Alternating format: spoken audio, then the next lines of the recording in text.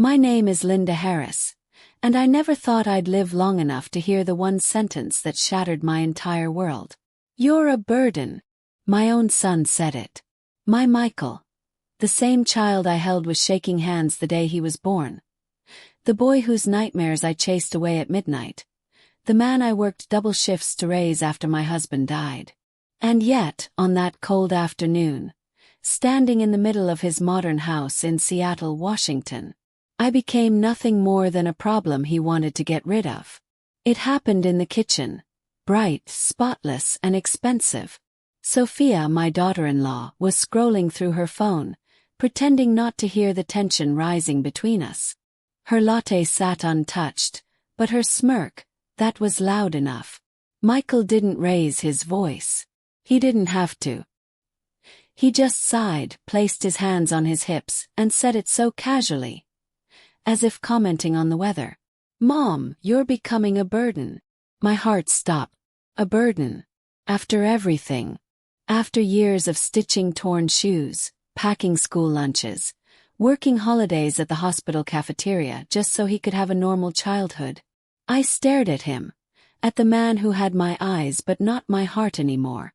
Sophia finally chimed in, her voice cold and sugar-coated.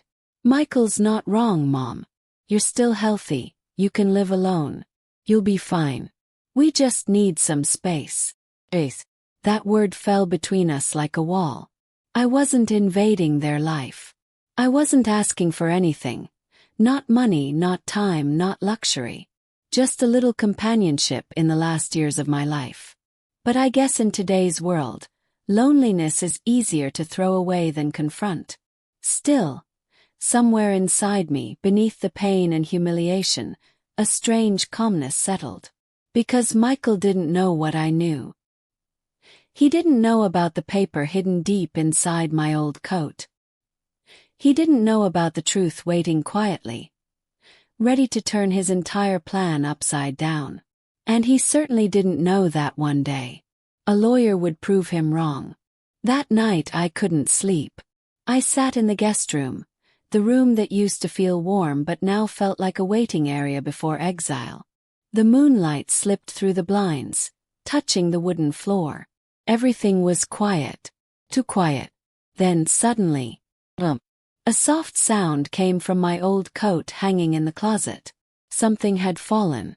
My hands trembled as I opened the door. There it was. The envelope I had hidden for years. Yellowed edges, a slightly torn corner, and on the front, written in my late husband's handwriting. For the lawyer only. I held my breath. Inside that envelope was the truth. A truth Michael had no idea existed. A truth I swore I would take to my grave. But fate doesn't ask what we want. Sometimes it demands what must be done. The next morning, Michael avoided me like I was a shadow haunting the house. He moved around quietly, pretending to be busy. He didn't look me in the eye. Maybe he was ashamed. Maybe he wasn't. But fear, yes, fear, flickered in his expression. Sophia, on the other hand, had the confidence of someone who believed she had already won. You know, Linda, she said casually while pouring coffee, there are wonderful senior living homes around here. Some of them have great activities. You should consider it. Senior home. As if my existence needed to be tucked away in a corner out of sight. I didn't argue. I didn't defend myself. Because when someone decides you're a burden, your words stop meaning anything. But their actions, those always catch up. That afternoon I finally made the call. With shaky fingers, I dialed the number written inside that old envelope. Grant Law Office, this is Mr. Grant speaking. His voice was steady, reassuring. Mr. Grant, I whispered. This is Linda Harris. I think it's time. There was a pause. A respectful, heavy pause. Mrs. Harris, he finally said. I've been waiting for this call. And let me assure you, you are not alone. The law doesn't abandon a mother. Not when the truth is on her side. In that moment, hope flickered inside me. A small flame, but a real one. Michael thought he had made the final decision. He thought saying, "You're a burden," would force my silence. But he didn't know the truth. He didn't know the past. He didn't know what that envelope contained. And he certainly didn't know. The lawyer was already preparing the file. That would turn his world upside down. And this was only the beginning.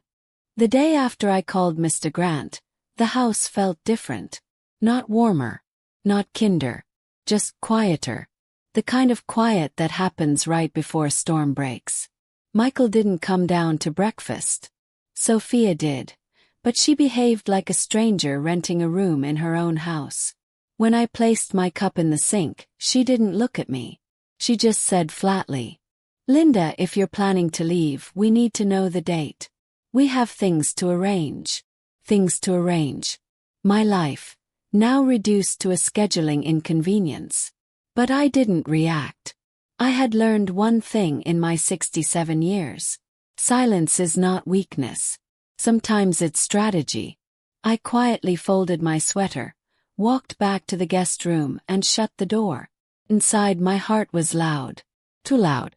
Every breath reminded me of the past days. How the world I built around my son was now collapsing. How the boy who once cried if I left him with a babysitter was now planning how to send me away. But inside all that pain, something else was growing. Something sharper, stronger, and new. A kind of resolve I didn't know I had. That envelope, the one with my late husband's handwriting, lay on the bedside table. I ran my fingers over the words. For the lawyer only. Why only? Why so much secrecy? Why did my husband make me promise that if anything ever went wrong with Michael, I would go to this lawyer? Back then I didn't question it. I trusted him blindly. I needed the truth more than ever. Around noon, I finally stepped outside the house to get some air. Seattle was dressed in gray clouds that day. Thin mist hanging around the trees, a typical Pacific Northwest mood. I walked slowly toward the small park near the house, feeling the cold bite my cheeks. People say loneliness hurts. But it's not loneliness that hurts. It's being unwanted. As I sat on the bench, I watched young families pushing strollers, kids laughing, couples jogging together. No one noticed the older woman sitting alone. But it wasn't pity I wanted. It was clarity. My thoughts drifted back to Michael as a child. How he used to run into my arms after school. How he'd beg me to stay until he fell asleep. How he once promised, with tears running down his tiny face, "Mom, when I grow up, I'll take care of you. Always." Children mean those promises. But life changes them. People change them. Or perhaps, people show who they truly are. And now, that truth was hurting me more than his words. When I returned home, I heard Sophia's voice from the living room. She didn't realize I was standing near the doorway. "Michael, your mom just can't stay here forever. She's too sensitive. She cries at night. She needs professional care or something."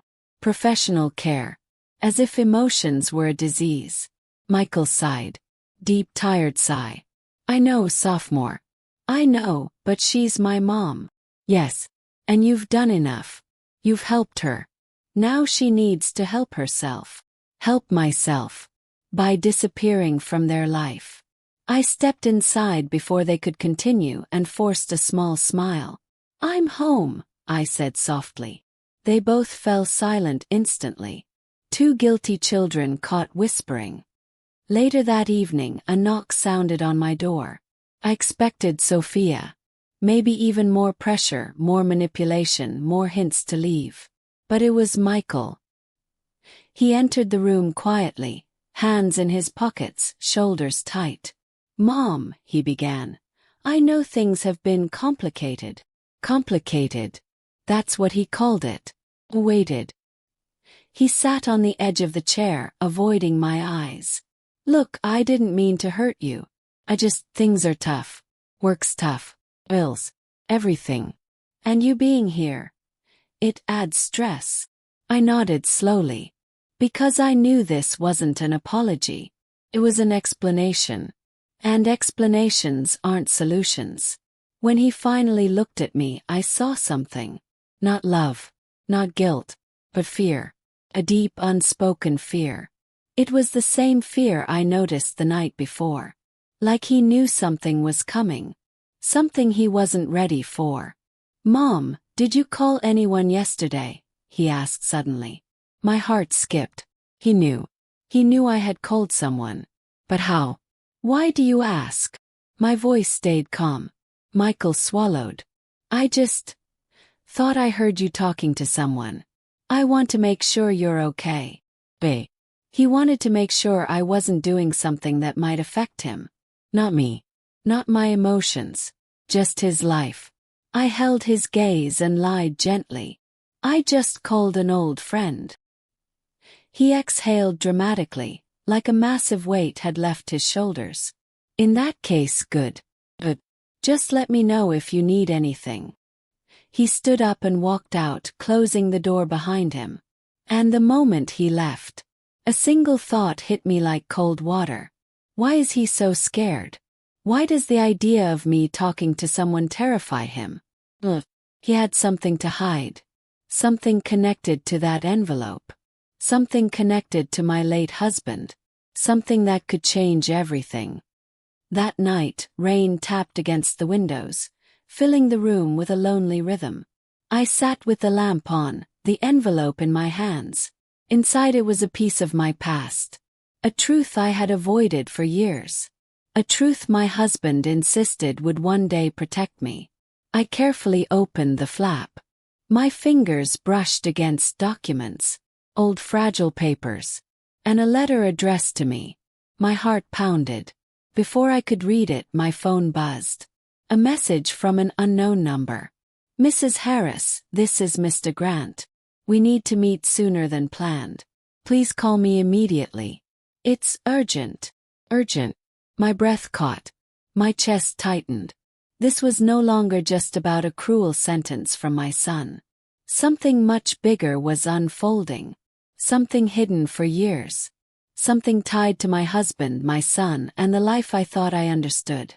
And whatever was coming next, Michael had no idea how much it would change everything. The silence before the storm, asterisk asterisk. I couldn't sleep that night. Every time I closed my eyes, I saw Michael's face. Cold, distant, almost irritated by my existence. The words, "You're a burden, Mom," kept ringing inside my head like a cracked bell. People say mothers forget the harsh words of their children. That is a lie. We forget mistakes. But the wounds remain. The next morning I tried to distract myself by making tea, but my hands trembled too much to even lift the kettle. I sat down slowly, breathing through the tightness in my chest. And that's when my phone buzzed. A message from Mr. Harris, the lawyer. "Mrs. Eleanor, I went through a portion of your husband's files last night. We need to meet urgently. There is something your son must see."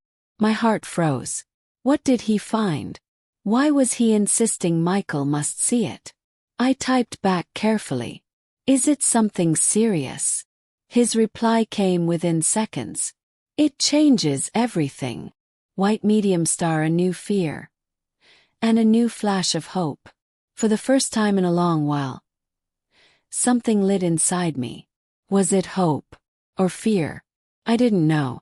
But I did know one thing. Whatever Mr. Harris had discovered, it had the power to shake the ground beneath our feet. I looked toward Michael's room. I could hear him talking loudly to Anna. Something about the house, about space, about responsibilities.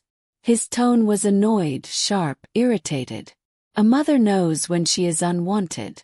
But even then, I wanted him to know the truth. Not because I wanted revenge, but because Isaac, my late husband, deserved justice. His voice had been silent for too long. I dialed Michael's number. He didn't pick up. I tried again. This time he answered with a sigh heavy enough to crush bone. "What now, Mom?" His voice wasn't angry. It was worse. tired, bothered, burdened. My lawyer wants to meet you, I said softly. It's important. He found something about your father. Why would I waste my time on your lawyer? I swallowed the sting in my throat. Because it concerns you too, Michael. Another pause. Longer this time. Finally he exhaled. Fine. One meeting. After lunch. White medium star, an unexpected visit. I was still sitting on the couch when I heard footsteps outside. Not Michael. Not Anna. Someone else. I opened the door and saw my sister's daughter, Grace, standing there with 2 grocery bags in hand. Aunt Eleanor, she said, looking worried. You didn't answer my calls. I blinked in confusion. I didn't hear them. Everything okay? She put the bags down and held my hand gently. Auntie. You look exhausted. Has Michael been troubling you again? I didn't respond. Silence was my shield. She sighed. I told you before, you can stay with me any time. You don't have to survive here like this. Survive. What a painful word. Especially when used for your own home. I forced a smile. I'm fine, Grace. Just tired. She looked around the house, at the peeling wallpaper, the old sofa, the air of tension that hung like smoke. This place, it feels heavy, she whispered. I nodded quietly. It matches my heart, I said with a sad smile. Grace hugged me tightly. Stay strong. And call me any time he raises his voice. White medium star, the meeting approaches. By noon, Michael appeared in the living room, dressed in a hurry, adjusting his wristwatch. We're going, he asked flatly. Yes, I replied quietly. The car ride was silent except for the tapping of his fingers on the steering wheel, a sign he was annoyed to even be there. I stared out the window, watching streets blur by, trying to gather courage for whatever was coming. But there was something else too. A memory from years ago. A night when Isaac, pale and coughing, had held my hand and whispered, If something happens to me, don't let Michael forget who he is. At that time I didn't understand what he meant. But now, it felt like a buried seed was finally sprouting. White medium star inside the lawyer's office. Mr. Harris stood up the moment we entered. Mrs. Eleanor. Michael. His tone was firm. Unnervingly serious. Michael folded his arms. Let's make this quick. Mr. Harris didn't waste time. He placed a thick folder on the desk. This, he said, is part of what your father left behind. Michael rolled his eyes. Is this about that old property? Mom already told me. No, the lawyer cut in sharply. This is something she doesn't know either. My breath hitched. Me. I didn't know. What is it? I whispered. Mr. Harris opened the folder. Inside were documents. Letters. Photographs. Bank statements. And a sealed envelope with my husband's handwriting. My heart slammed against my ribs. Isaac's handwriting. The same letters I had seen countless times on our grocery lists, birthday cards. Love notes. Michael stared at it, confused. What's all this? Mr. Harris took a deep breath. Your father recorded his final wishes, and he included detailed instructions. He paused. And revelations. Michael frowned. Revelations about what? The lawyer looked directly at him. About you. Michael stiffened. And about your mother. I felt the air change. Heavier. Thicker. Charged. Mr. Harris slid a document forward. I'll show you just one thing today, he said. Consider it the beginning. Michael leaned in, impatient. And the lawyer turned the page. White medium star, the first reveal. My eyes widened. Michael's jaw dropped. Because there, printed clearly on the page, were Isaac's last recorded notes, written just weeks before he died. If anything happens to me, Eleanor must never be left alone. She is the pillar of this family.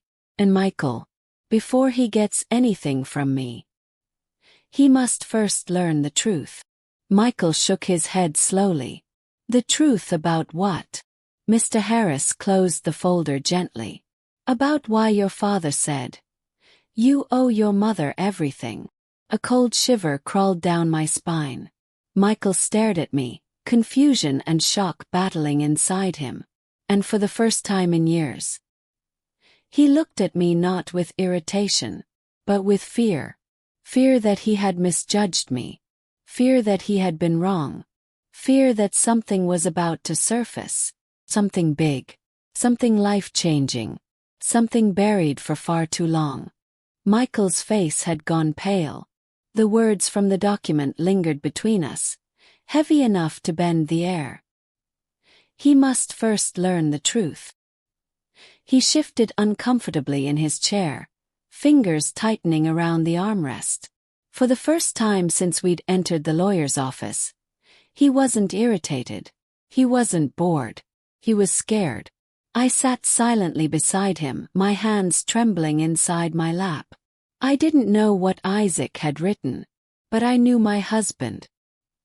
He was a man who spoke only when necessary, and every word meant something.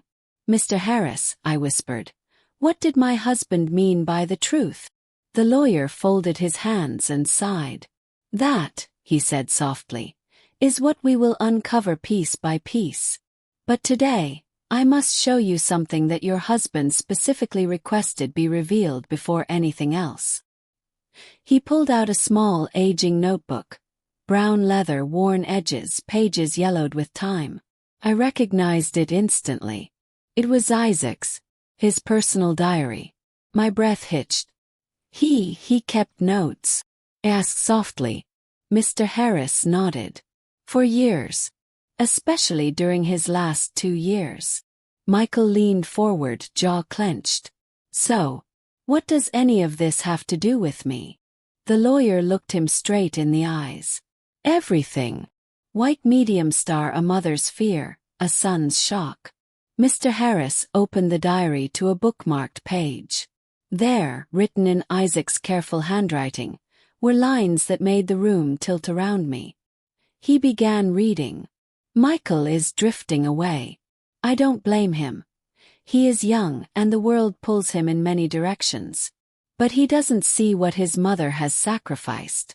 One day, he might lose her without even realizing how much of his life belonged to her."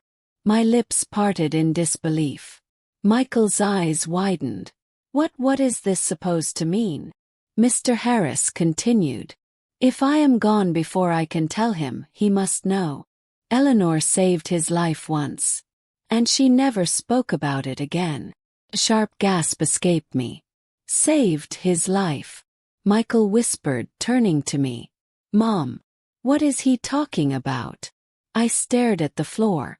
My heart pounded so loudly it drowned out every other sound. I never wanted this to come out. Not like this. Not through documents and lawyers and cold desks between us. The memories I had buried for decades clawed their way back. The night everything changed. "It was years ago," I said softly, my voice trembling. "You were only 11. Michael blinked, struggling to recall anything significant. "You were running a high fever. Dangerously high. Isaac was out of town. I rushed you to the hospital in the middle of the night." He frowned. "I don't remember." "You wouldn't," I whispered. "You passed out. The doctors said your body was shutting down. They needed an immediate transfusion." Mr. Harris nodded. "Yes, that's exactly what your father documented." Michael swallowed, his expression tightening. "So, what happened?" Closed my eyes. "The hospital didn't have your blood type. And neither did Isaac. But I did." Michael froze. "You gave me blood." I nodded slowly. "They said the chances were low. The complications were high. They warned me that I might not survive the transfusion because of my own health problems. But," my voice cracked, "but I couldn't let anything happen to you." Silence. Heavy. Cold. Unforgiving. Michael stared at me as if seeing me for the first time. "You never told me," he said quietly. "You didn't need that burden," I replied. "You were just a child." He looked away, jaw trembling. White medium star, the diary reveals more. Mr. Harris cleared his throat gently and turned another page. She risked her life for him. And she didn't tell him because she didn't want gratitude. She only wanted him to live. Michael blinked several times, his eyes glossy now. Mr. Harris continued reading. "I fear that in the years ahead, Michael will forget who held him together. That he might see her as a weight instead of a blessing. And that will break her heart more than anything else." Michael shut his eyes. His hands shook. But Mr. Harris wasn't done. He flipped another page. This time his voice hardened. "If Michael ever calls her a burden, he must read this. He must know she carried him. Not only in her womb. Not only in her arms. But even when giving him life meant losing her own." A tear slid down my cheek. Michael's entire body slumped. He covered his mouth with his hand, trying and failing to steady his breathing. Why didn't you ever say anything?" he whispered, voice breaking. "Because a mother doesn't keep score," I said gently. "A mother only loves. White medium star, a son crumbles."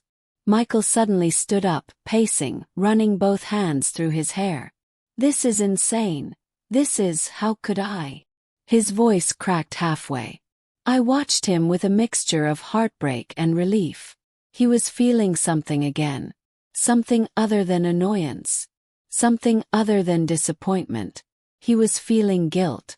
And guilt is the first step toward realization. He turned to the lawyer. "What else is in there? What else did Dad say?" Mr. Harris placed a hand on the diary.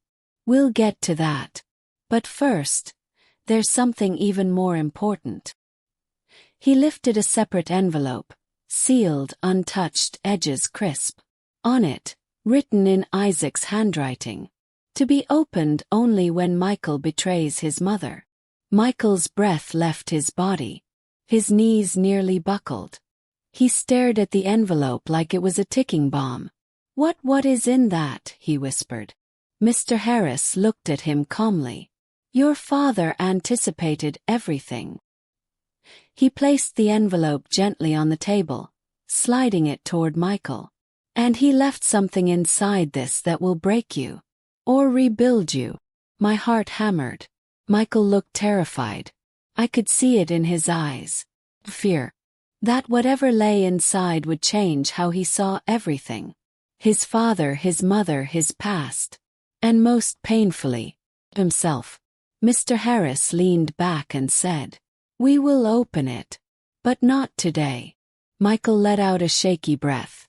I watched him, my son, standing on the edge of a truth he never saw coming. And deep inside me, one thought echoed. This is only the beginning. Michael didn't sit back down for a long time. He just stood there, frozen, staring at the sealed envelope like it contained a monster waiting to crawl out and expose him. His breathing was uneven. His hands kept opening and closing in a helpless rhythm. And for the first time, he looked like a little boy again. Scared, confused, desperate for answers he couldn't handle. Why would Dad write something like that?" he whispered. Mr. Harris folded his hands calmly. "Your father wasn't a dramatic man, Michael. He wasn't the type to exaggerate. Whatever he put in that envelope, it was something he believed you needed to read only at your lowest." Michael flinched. "I wasn't at my lowest," he muttered. "I just said something I shouldn't have." "You called your mother a burden," the lawyer cut in softly. Michael winced. The words felt like knives even to me. I lowered my gaze. I didn't want him to see the sting in my eyes, though it was impossible to hide completely. The silence that followed was suffocating. White medium star, the lawyer reveals the next step. Mr. Harris gently pushed the envelope aside and opened a thick legal file. "Before we deal with this," he said, Your father wanted you to understand everything else he left behind. He structured his inheritance in stages. Emotional stages, not financial. Michael blinked. What does that even mean? It means, the lawyer explained, your father wanted you to rediscover your mother. Piece by piece. Truth by truth. Michael swallowed. And if I don't? He asked quietly. Then, Mr. Harris said, certain things will never be unlocked. Michael's eyebrows drew together. Unlocked? What are we talking about? Money. Assets. The lawyer shook his head. Not money. Not first, at least. Something else. He took out another small item, a memory card. What's on that? Yes. A video, he replied. Recorded by Isaac 3 months before he passed. Michael stiffened. A video? Of Dad? Mr. Harris nodded. Yes. But he didn't want you watching it yet. Michael frowned. Then why show it to us? To prepare you, the lawyer said simply. Because the video only becomes accessible after the envelope. Michael's face tightened again. This is insane, he muttered. Why would he do all this? Why create stages? Tests? Why not just tell me the truth while he was alive? Mr. Harris closed the folder with a soft thud. He tried. More than once. You weren't ready. Michael froze. His jaw flexed. His eyes glistened with something between shame and anger. What do you mean I wasn't ready? He whispered. Mr. Harris looked at him with a mixture of empathy and firmness. Your father came to my office many times, he said. He talked about you. About how distant you'd become. How impatient. How angry. Michael blinked rapidly. I wasn't angry. Maybe not at your mother, the lawyer replied. But you were angry at life. Pressure. Expectations. And you misdirected that anger onto the one person who least deserved it. My throat tightened. Michael pressed his palms over his eyes, his voice breaking. Why didn't he just tell me what he wanted to say? Mr. Harris leaned forward. Because he didn't want to speak while you were still unable to hear. White medium star, a son's confession. Michael dropped into his chair, suddenly exhausted. The fight drained out of him like air leaving a balloon. I didn't mean what I said, he whispered, not looking at me. Mom, that day. I was just frustrated. Everything at work was falling apart and… Michael, I interrupted gently. Pain is not an excuse to hurt the people who love you. He swallowed hard. I know, he said. I know that now. The room went quiet again, but this time it wasn't cold. It was fragile, like everything between us could be rebuilt. Or shattered. Depending on the next few steps. Michael ran a hand across his face. What do I have to do? He finally asked the lawyer. What did Dad expect from me? Mr. Harris studied him carefully. He expected maturity, he said. Reflection. Courage. And above all, honesty. Michael's lips parted. Honesty about what? The lawyer opened the file again and pulled out a second document, this one thinner with a red tab. Your father wrote letters, he explained. One for each stage. Michael stared at the red tab, visibly tense. What's in the first letter? He asked shakily. Mr. Harris lifted it but didn't open it. This letter, he said, is about your childhood. Michael looked confused. My childhood. He wrote about moments you don't remember, the lawyer continued. Moments your mother lived through alone. My chest tightened. I didn't know about that letter. What kind of moments? Michael whispered. Mr. Harris handed him the sealed letter. You'll have to read it. But not here. Isaac specifically said you must read it privately. Michael stared at it like it was radioactive. Why privately? The lawyer answered with a measured softness. Because it will break you. Michael's fingers trembled slightly as he took the letter. I watched him. My son. My baby. The same boy whose feverish body I had carried through a storm. The same child who once clung to my sari, scared of loud noises. The same boy who grew up too fast. And drifted even faster. He looked up at me suddenly. Mom, will you be okay if I read this alone? I smiled gently, though my heart ached. Yes, Michael. I'll be right outside. For the first time in years. He nodded with genuine respect. White medium star, the letter that opens the wound. Michael stood, gripping the letter with shaking hands. He walked toward the private room connected to the office. Right before entering, he paused. He turned around. And his voice cracked when he spoke. Mom. I'm sorry. The words weren't enough. Not yet. But they were a start. He disappeared into the room and closed the door behind him. As soon as the latch clicked, Mr. Harris exhaled. You should prepare yourself, Mrs. Turner, he said quietly. For what? Yes. He glanced at the closed door. For the moment he comes back out. Because when he does, he won't be the same man who walked in. My heart pounded. What's in that letter? I whispered again. Mr. Harris looked at me with sympathy. Everything your husband witnessed. But you never knew Michael remembered. Chill ran through me. What things? The lawyer didn't answer. He simply said, some truths heal. Others bleed first. Before I could ask more, the sound of a chair scraping echoed from inside the private room. Michael had begun reading. And whatever Isaac had written was about to tear open the past. Michael didn't sit back down for a long time. He just stood there, frozen, staring at the sealed envelope like it contained a monster waiting to crawl out and expose him. His breathing was uneven. His hands kept opening and closing in a helpless rhythm. And for the first time, he looked like a little boy again. Scared, confused, desperate for answers he couldn't handle. Why would Dad write something like that? He whispered. Mr. Harris folded his hands calmly. Your father wasn't a dramatic man, Michael. He wasn't the type to exaggerate. Whatever he put in that envelope, it was something he believed you needed to read only at your lowest. Michael flinched. I wasn't at my lowest, he muttered. I just said something I shouldn't have. You called your mother a burden, the lawyer cut in softly. Michael winced. The words felt like knives even to me. I lowered my gaze.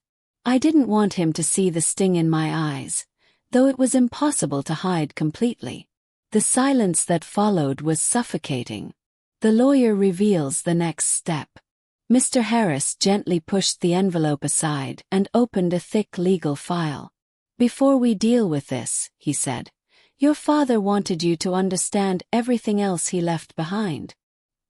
He structured his inheritance in stages. Emotional stages, not financial. Michael blinked. What does that even mean? It means, the lawyer explained, your father wanted you to rediscover your mother. Piece by piece. Truth by truth. Michael swallowed. And if I don't? He asked quietly. Then, Mr. Harris said, certain things will never be unlocked. Michael's eyebrows drew together. Unlocked? What are we talking about? Money. Assets. The lawyer shook his head. Not money. Not first, at least. Something else. He took out another small item, a memory card. What's on that? Asked. A video, he replied. Recorded by Isaac 3 months before he passed. Michael stiffened. A video? Of Dad? Mr. Harris nodded. Yes. But he didn't want you watching it yet. Michael frowned. Then why show it to us? To prepare you, the lawyer said simply. Because the video only becomes accessible after the envelope. Michael's face tightened again. This is insane, he muttered. Why would he do all this? Why create stages? Tests? Why not just tell me the truth while he was alive? Mr. Harris closed the folder with a soft thud. He tried. More than once. You weren't ready. Michael froze. His jaw flexed. His eyes glistened with something between shame and anger. What do you mean I wasn't ready? He whispered. Mr. Harris looked at him with a mixture of empathy and firmness. Your father came to my office many times, he said. He talked about you. About how distant you'd become. How impatient. How angry. Michael blinked rapidly. I wasn't angry. Maybe not at your mother, the lawyer replied. But you were angry at life. Pressure. Expectations. And you misdirected that anger onto the one person who least deserved it. My throat tightened. Michael pressed his palms over his eyes, his voice breaking. Why didn't he just tell me what he wanted to say? Mr. Harris leaned forward. Because he didn't want to speak while you were still unable to hear. A son's confession. Michael dropped into his chair, suddenly exhausted. The fight drained out of him like air leaving a balloon. I didn't mean what I said, he whispered, not looking at me. Mom, that day. I was just frustrated. Everything at work was falling apart and… Michael, I interrupted gently. Pain is not an excuse to hurt the people who love you. He swallowed hard. I know, he said. I know that now. The room went quiet again, but this time it wasn't cold. It was fragile, like everything between us could be rebuilt. Or shattered. Depending on the next few steps. Michael ran a hand across his face. What do I have to do? He finally asked the lawyer. What did Dad expect from me? Mr. Harris studied him carefully. He expected maturity, he said. Reflection. Courage. And above all, honesty. Michael's lips parted. Honesty about what? The lawyer opened the file again and pulled out a second document, this one thinner with a red tab. Your father wrote letters, he explained. One for each stage. Michael stared at the red tab, visibly tense. What's in the first letter? He asked shakily. Mr. Harris lifted it but didn't open it. This letter, he said, is about your childhood. Michael looked confused.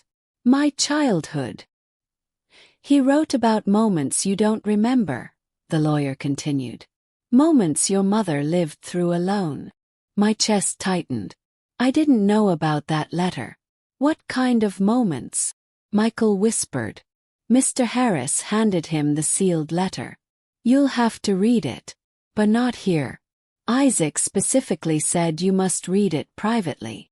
Michael stared at it like it was radioactive. Why privately? The lawyer answered with a measured softness. Because it will break you. Michael's fingers trembled slightly as he took the letter. I watched him. My son. My baby. The same boy whose feverish body I had carried through a storm. The same child who once clung to my sari, scared of loud noises. The same boy who grew up too fast. And drifted even faster. He looked up at me suddenly. Mom, will you be okay if I read this alone? I smiled gently, though my heart ached. Yes, Michael. I'll be right outside. For the first time in years. He nodded with genuine respect.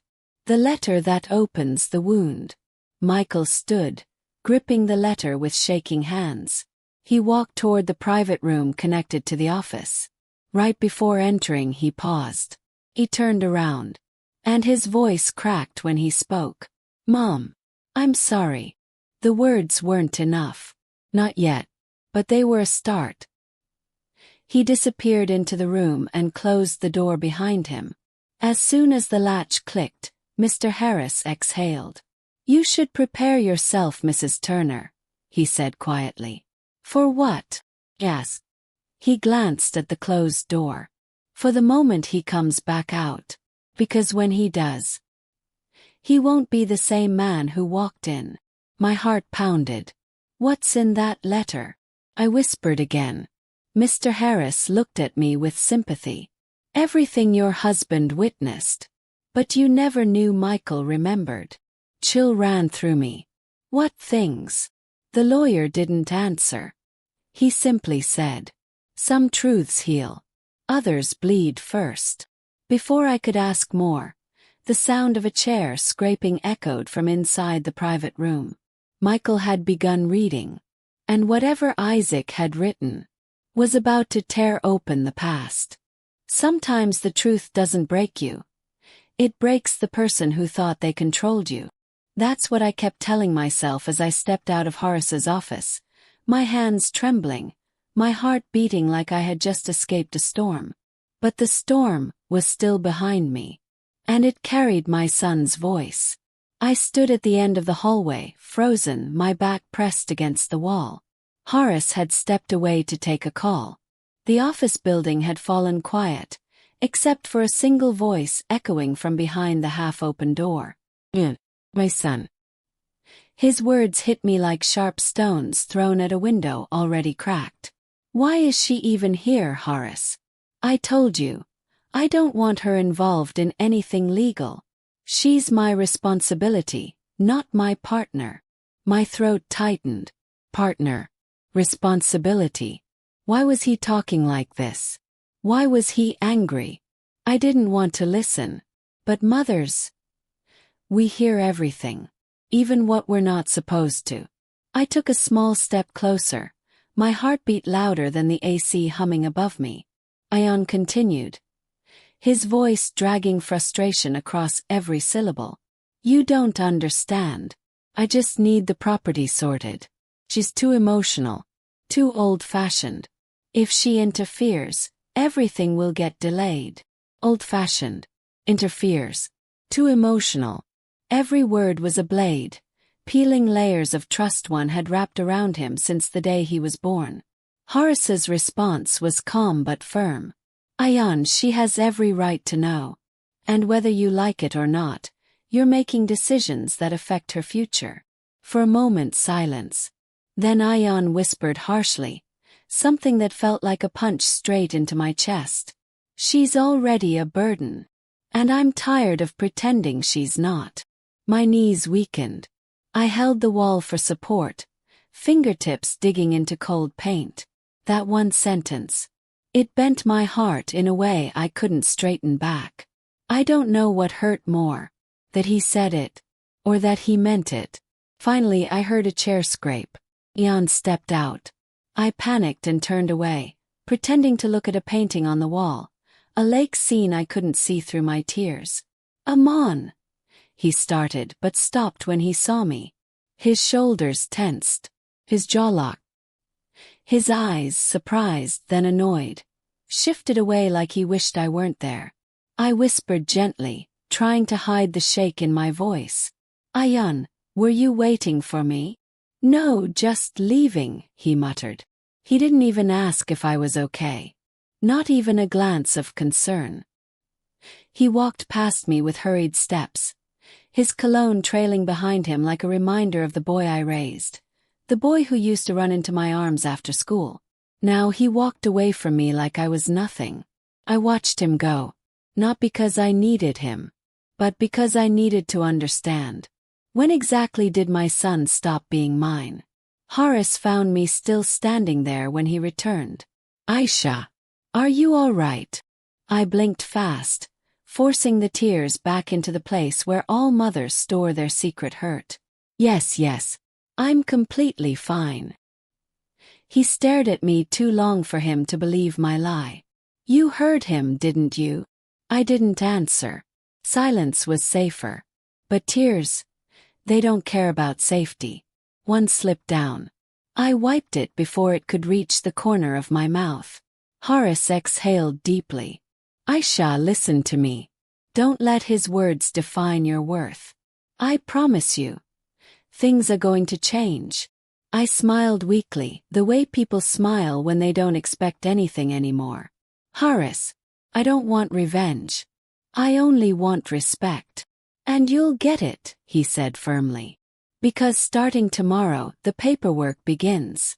And I need you 100% involved. Involved in what? I asked softly. He hesitated. like he was choosing his words carefully. In protecting what's rightfully yours. Those words felt heavy. What do you mean? Yes. That's something I'll show you. Not just tell you. I didn't understand, not fully. But there was something steady in his voice. Something that felt like justice. That night when I went home, Sarah looked at me with narrowed eyes. You're late. Dinner's cold. No concern. No welcome. Just an update, as if I were an inconvenience. Ian wasn't home yet. I moved toward the kitchen, but she stopped me sharply. You don't have to reheat anything. We already ate. We, she said. Not we waited. Just we ate. My hands trembled slightly as I poured myself water. She leaned against the counter, arms crossed. So, you were out with that lawyer again? I looked up. Her tone wasn't curious.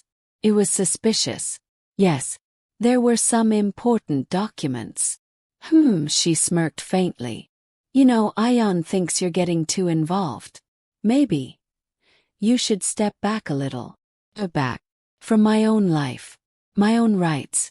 I placed the glass down gently, the way a mother stops herself from breaking in front of her children's mistakes. No, Sarah. I won't be stepping back anymore. For the first time, her smirk disappeared. She looked surprised, maybe even worried. Because I wasn't the version of myself she thought she could mold. Not anymore. That night, I sat at my small desk, opened my notebook, and wrote one sentence. A burden doesn't walk into a lawyer's office. A burden doesn't fight for herself. A burden doesn't stand back up. And then I wrote one more. Ian has no idea what he's about to lose. I closed the notebook and looked out the window. There are moments in a mother's life when the pain becomes strength. This was mine.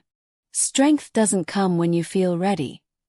It comes the moment life stops giving you choices. That night, as I closed my notebook and stared out the window, I didn't feel brave. Felt done. Done being quiet. Done being invisible. Done being the mother who apologized for her own existence. The next morning, the house was strangely silent. No banging plates from Sarah. No rushed footsteps from Ian. Just a quiet that felt too heavy to be peaceful. I came downstairs slowly, expecting to see someone at the dining table. But the chairs were empty. Even the dishes were stacked neatly, as if nobody had eaten at all. A small note sat on the counter. Went out early. Don't wait for breakfast. Not Mom, I left early. Not even a simple good morning. Just instructions. Like I was the housemaid. I folded the note quietly and slipped it into my pocket. Paints. Collect silently. They remind me who I'm becoming. I made myself tea and sat near the window. Outside, the world looked normal. People walking, cars passing, children laughing. If anyone saw me through the glass, they would never know my heart was bruised. But something in me had shifted after what I heard yesterday. A mother's breaking point is never loud. It's a quiet click. And then she never goes back. At exactly 10:15 a.m., Horace called. Aisha, are you home? Yes. I'm coming to pick you up. We have a lot to handle today. My heartbeat quickened. Is something wrong? No, he said. Something is finally going right. His voice carried a certainty I wasn't used to hearing. Not from a lawyer. Not from anyone in my life. I got ready slowly, wearing the simple blue dress Ian once said made me look too old-fashioned. Today, I didn't care. Some dresses don't make you look young. They make you look determined. When I stepped outside, Horace was already waiting in his car. He got out and opened the door for me. Something Ian hadn't done in years. You look strong today, he said. I gave a small smile. Maybe I'm learning. Good, he replied softly. You'll need that strength. The drive was quiet at first. City traffic hummed around us. But my mind was loud, echoing Ian's words from yesterday. She's a burden. I'm tired of pretending she's not. Horace glanced at me. You're thinking about it, aren't you? Trying not to, I whispered. But pain doesn't have a switch. You'll heal, he said. And he'll learn. I looked at him.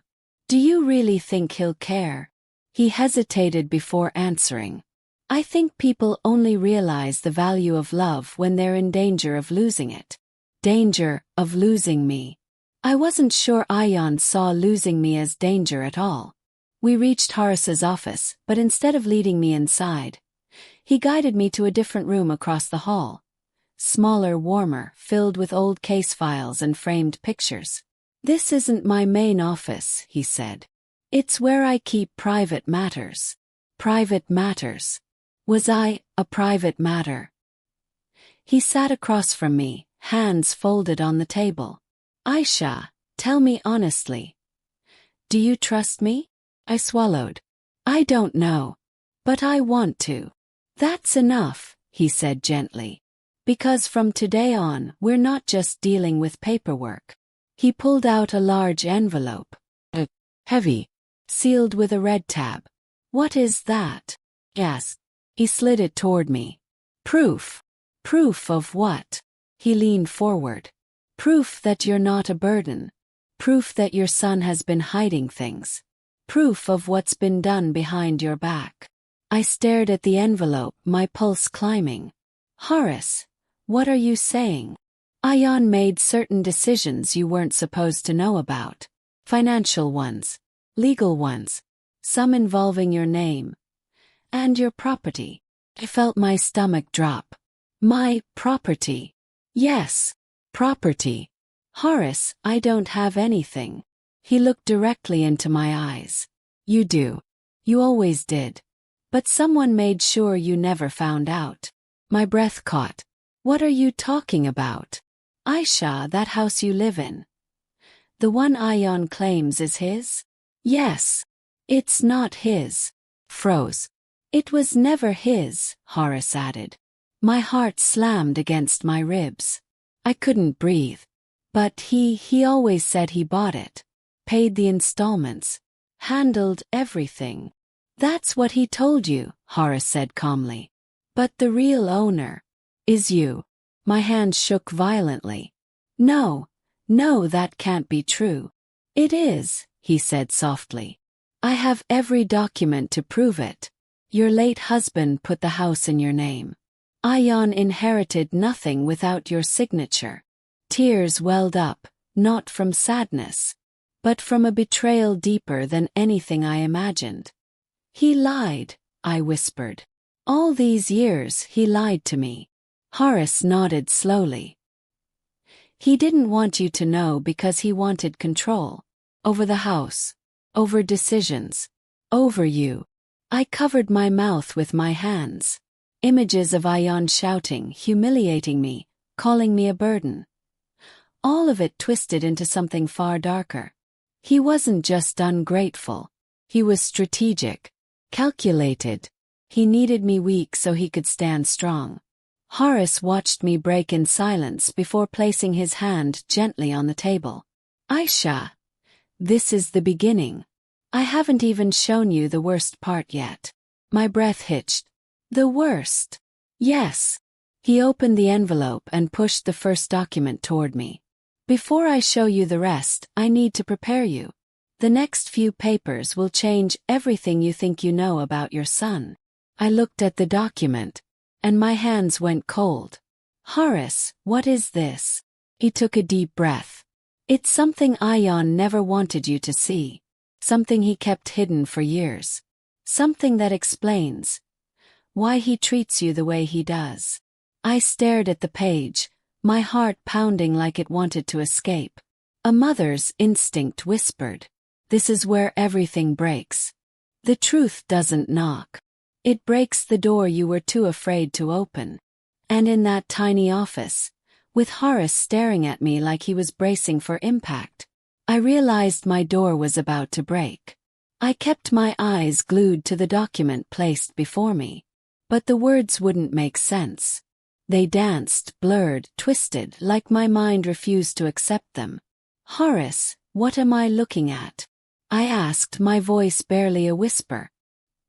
He leaned forward slowly, as if approaching a wounded bird. Aisha, this is a debt agreement. Debt? For what? He exhaled sharply. For a loan Ion took, 5 years ago. That didn't sound like the end of the world. People take loans. But then he said the part that made my blood run cold. A loan, in your name. My heart lurched. What? No, that's not possible. I never signed anything. I never applied for anything. Horace nodded. I know. He slid the second document toward me. And that's why there's more you need to see. My hands shook as I picked up the paper. It was a signature page. Name. My handwriting. My signature. I had never seen this paper in my life. This is forged, I said instantly. It has to be. I didn't sign this. Horace's jaw clenched.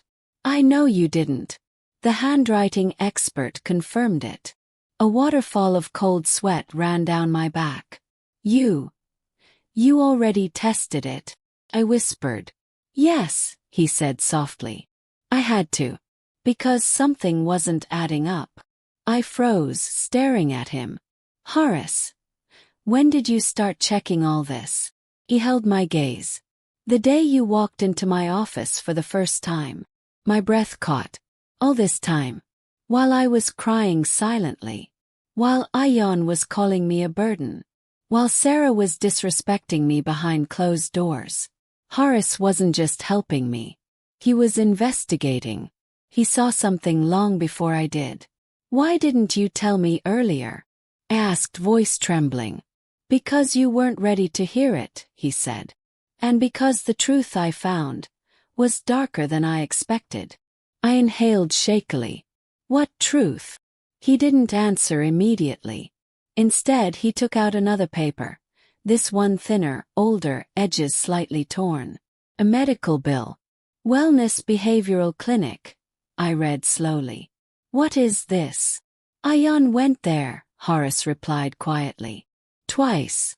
My mind spun. A rehab center. No, not rehab. He paused. It's a clinic for behavioral issues. Anger disorders. Impulse problems. My heart thudded painfully. What does that have to do with me? A lot, Horace said. Because he didn't go for treatment. He went for evaluation. Evaluation. My voice cracked. For what? He swallowed hard. For guardianship. I felt like the ground tilted under my feet. Guardianship of who? My voice rose without my permission. Horace whispered. You. The room spun. No. No, that's not true. That's not. Aisha, Horace cut in gently. Listen to me. I pressed my shaking hands against my forehead. Guardianship. Of me. Why? I'm not mentally unwell. I'm not. You're not, Horace said firmly. And that's exactly why what he did is so serious. I stared at him, breaths shallow. He was trying to declare you legally incompetent. The words crashed into me like a breaking wave. Incompetent. I felt a burning in my throat. He was trying to take my rights away. My decisions. My life. Yes. My tears spilled before I could stop them. But why? Why would he do that to his own mother? Horace hesitated. Then he placed one last document in front of me. Bank statement. With highlighted withdrawals. Large amounts. Consistent. Monthly. Hidden. Aisha. Your son has been taking money from your account for years. My world stopped. No movement. No sound. Just stillness. And a hurt so deep it numbed me. I didn't even know I had an account with money. I whispered. You didn't, Horace replied softly. But your husband did. He opened a savings account for your future. Quietly. Lovingly. And he left the balance untouched. I covered my mouth with both hands as tears poured freely down my cheeks. That man, even after dying, was still protecting me. And Ayan. Choke. Ayan found out about the account 2 years ago, Horace said. And he realized that if he became your legal guardian, he could take everything without your permission. I closed my eyes, letting the truth hit me like thunder. My son. My boy. Ayan. He didn't just call me a burden. He was planning my erasure. Horace leaned forward, voice soft but sharp with conviction. Aisha. He wasn't trying to take care of you.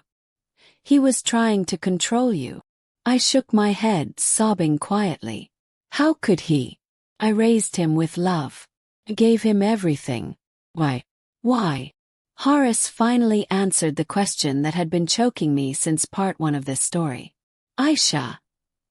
People don't become monsters overnight. They become monsters when you stop seeing the signs. Froze. What signs? I whispered.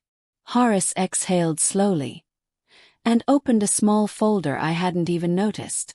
Inside were photos, documents, screenshots of messages. He gently pushed them toward me. There's something else, he said. And this part will hurt the most.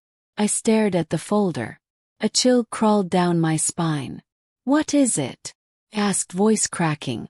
Horace looked at me with the expression people give when they're about to destroy your last piece of hope. Aisha. Ayan didn't plan all this alone. My heart stopped. I grabbed the edge of the table. What do you mean? Horace took a slow breath. Sarah has been helping him. My chest tightened. My breath vanished. His wife. My daughter-in-law. She. Yes, Horace said softly. She's the one who pushed him. She's the one who forged your signature. She's the one who convinced him you were in the way. And she's the one who told him the property should have been theirs.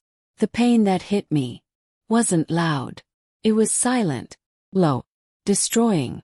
My own home, my own blood, my own family had been plotting to take my life piece by piece. I whispered one sentence, barely breathing. Horace, what do we do now? He looked me straight in the eyes. Now, Aisha, we fight back. Some betrayals don't break you. They awaken the version of you the world never knew existed. And after Horace's last words, now we fight back, something inside me finally opened its eyes. For a long moment I sat frozen. My hands were still on the table, gripping the wooden edge so tightly my knuckles had turned white. A word I had never allowed myself to use. Not for my life. Not for my happiness. Not even for my dignity.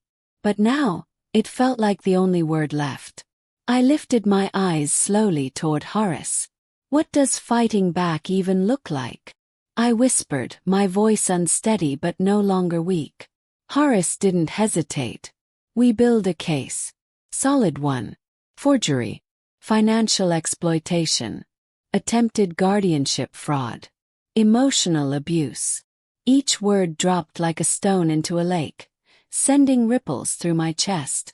Will Ayan go to jail? I asked quietly.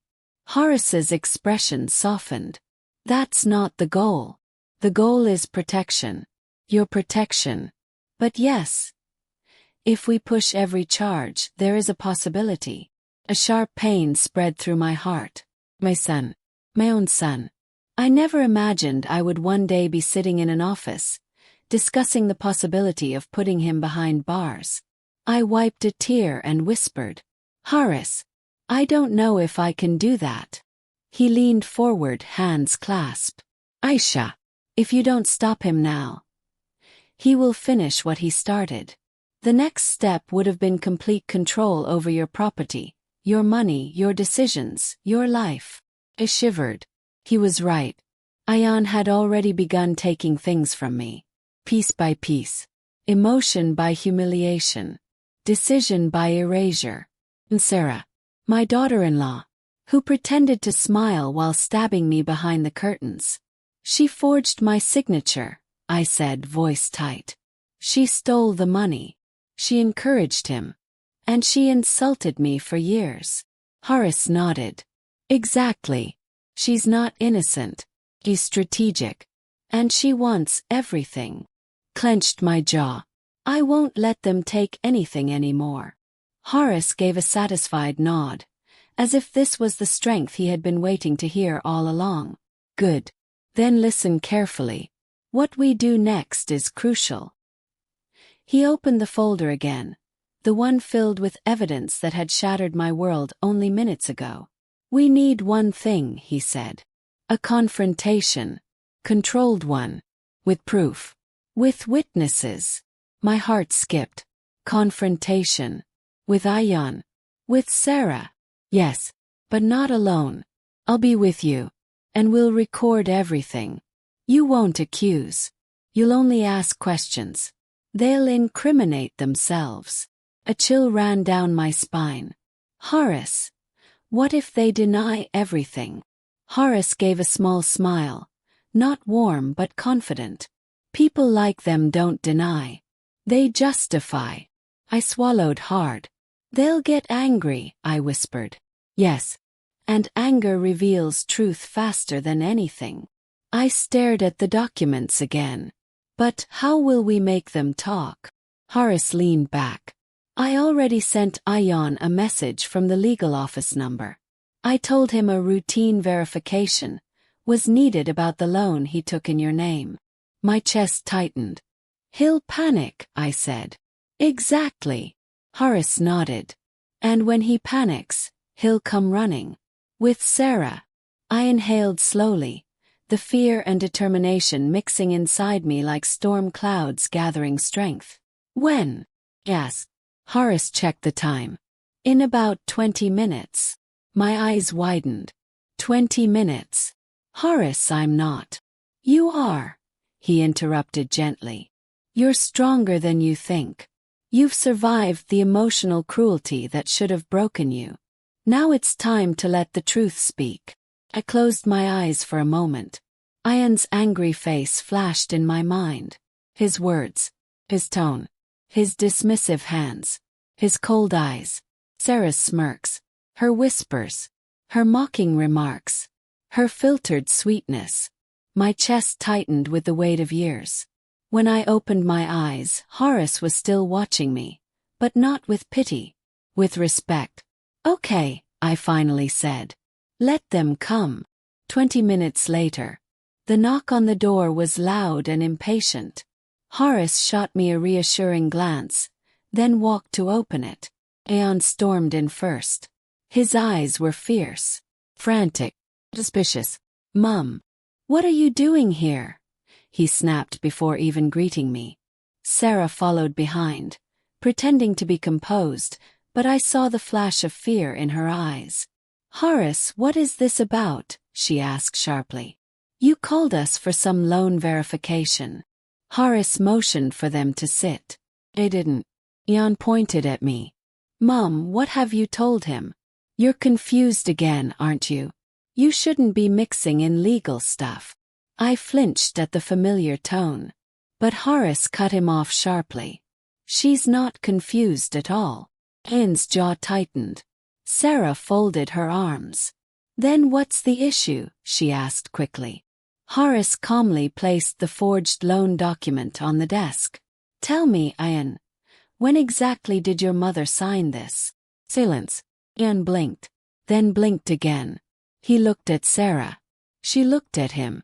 Then he let out a forced laugh. This again. Mum did sign it. She just forgets. She didn't, Horace said, voice steady. We had it examined. It's forged. The air changed. Sarah's eyes widened before she quickly masked it behind irritation. That's ridiculous. Why would we forge anything? Horace laid out the bank statements next. The withdrawals. The missing funds. Timeline. Ayan's face drained of color. I took the money for her. For her expenses. Expenses. Horace repeated slowly. Or for the house renovations your wife posted about on social media 6 months ago. Sarah's breath hitched. Ayan shot her a furious look. You told him. I didn't, she hissed. Their voices grew sharper, louder, more chaotic, and I just watched, silent, seeing the truth peel off them like cracked paint. Horace leaned forward, voice calm while theirs crumbled. One more question, he said quietly. Ayan, why were you trying to get legal guardianship over your mother? The silence that followed was nothing short of explosive. Ayan's mouth opened, but no excuse came out. Sarah stepped in, voice trembling with thinly veiled anger. She needs supervision. She's old. She forgets things. I'm not incompetent, I said, finally speaking. All three of them looked at me. And for the first time, I didn't look away. You wanted control, I said, voice steady. You wanted the money. You wanted the house. You wanted me silent. Ayan stepped forward. Mum, stop. No, I cut him. The strength in my voice surprised even me. This time you listen. His face twisted with frustration. But Horace stood between us. Conversation's over, Horace said sharply. From this moment, everything moves legally. Sarah's face went pale. Ayan looked like he wanted to shout, but swallowed it. Then they left, slamming the door behind them. The room felt heavy but clean. I exhaled shakily. It's starting, Horace said. Yes, I whispered. But inside me something new was rising. Not fear. Not guilt. Not love twisted into pain. Just strength. Pure. Quiet. Determined. Now, I said slowly, we finish this. Some endings aren't victories or defeats. They are the truth finally taking its rightful place. The moment Ayan and Sarah slammed the door and their footsteps faded down the hallway, the entire room felt still, as if the air itself paused to breathe. For a long moment I didn't move. Didn't speak. Didn't even blink. I just sat there, letting the heaviness drain out of me like rainwater after a storm. Horace remained silent too, giving me space to absorb what had just happened. Finally, when I exhaled, it felt like the first real breath I had taken in years. Horace, I whispered. What happens now? He closed the file gently. Now, he said, we protect you. And we let the truth unfold. There was no anger in his voice. No rush. Just assurance. Strength. Safety. Something I had forgotten existed. 2 days later, Ayan and Sarah tried everything. They called, messaged, left voice notes, sent relatives to talk some sense into me. But I didn't answer. Not out of revenge. Out of realization. I finally understood the difference between love and emotional captivity, and I wasn't going back. Horace handled everything. The fraud complaint, the bank reports, the forged signature statement, the guardianship attempt. Every step was done quietly, cleanly, legally. Ayan panicked. Sarah panicked more. Their carefully built world of manipulation was crumbling, and they didn't know where to run. One evening Horace called. Aisha, he said, tomorrow is important. They've been summoned for an official meeting. You don't have to come. I can handle it. I felt a shiver of old fear. But then, another voice inside me, a stronger one now, whispered, this is your story too. I'll come, I said gently. It's time. Horace didn't argue. Okay, he said. But remember, you don't need to say a word. Your presence alone is enough. The conference room felt colder than I expected. Large table, glass walls, files organized with precision. Ayan and Sarah entered together. Ayan's face was hard. Sarah's eyes were red, as if she'd been crying for hours. When they saw me, they froze. Mom! Ayan whispered, guilt and panic mixing in his voice. I looked at him, really looked, and for the first time in months my gaze didn't drop. Horace began speaking. Clear. Professional. He laid every file on the table.